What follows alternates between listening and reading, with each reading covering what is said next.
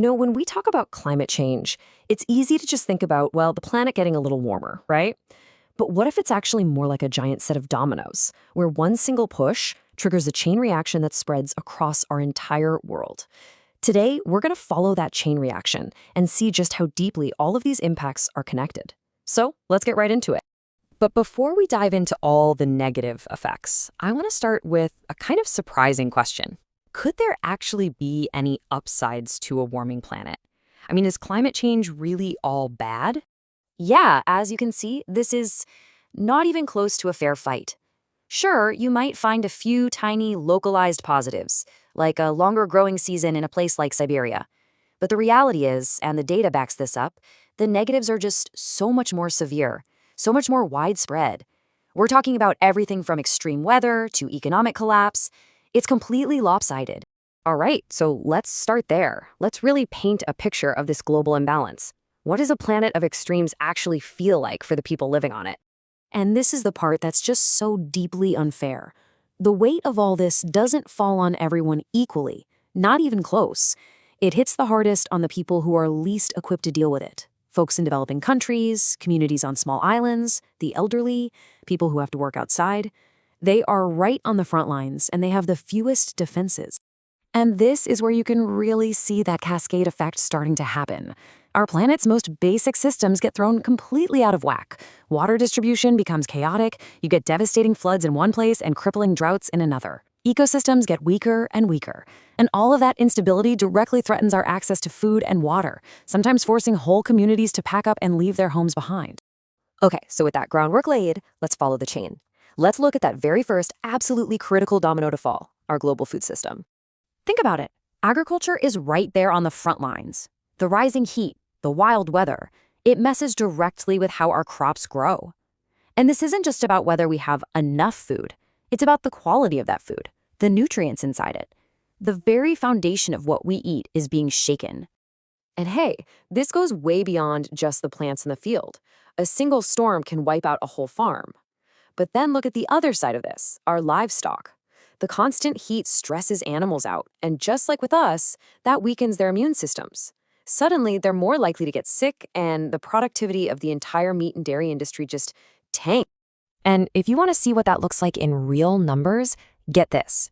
Some models are projecting a potential 17% loss in milk production by the end of this century, just from heat stress.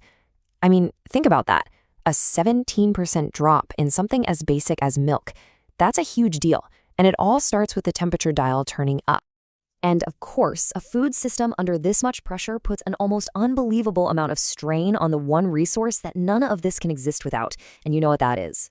Which, of course, brings us to our next big domino, the water crisis that's already knocking at our door. So the problem here is really a 1-2 punch. It's not just that we're running out of water in some places, it's that the quality of the fresh water we do have is getting worse. And that threatens literally everything, from the water we drink to the water we use to grow our food. And you gotta understand, the ripple effects from this are just massive. This isn't just about being thirsty. It's about our ability to produce food, to generate electricity, to maintain public health, to keep our ecosystems from just collapsing. Water is the foundation, and when it starts to crumble, everything built on top of it gets shaky. Okay, if you're not yet convinced about the scale of this, look at this number. By 2050, which, let's be honest, is right around the corner, almost half of the entire world's watersheds could be so stressed they can barely support life. We are talking about a critical life support system on the absolute brink. You know, the Water Council has a quote that just nails it. They say that good quality water isn't a luxury. It's the bedrock of a strong economy and a healthy planet. And when that bedrock starts to fracture, everything we built is in serious trouble.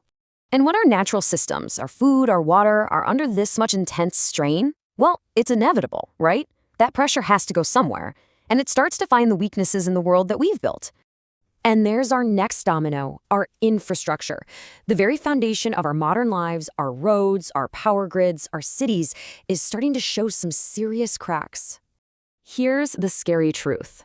Most of our essential infrastructure was never designed for the kind of weather we're seeing now. It was all built for a climate that, frankly, doesn't exist anymore. And that makes all of it incredibly vulnerable. And look, these threats are coming at us from all sides. It's not just one thing. You've got heat waves and wildfires damaging buildings. Then you have extreme cold and ice taking out power lines. You've got floods and landslides making our roads and railways unsafe. And all the while, storm surges are just hammering our coastal cities. No part of the system is truly safe. But here's the thing.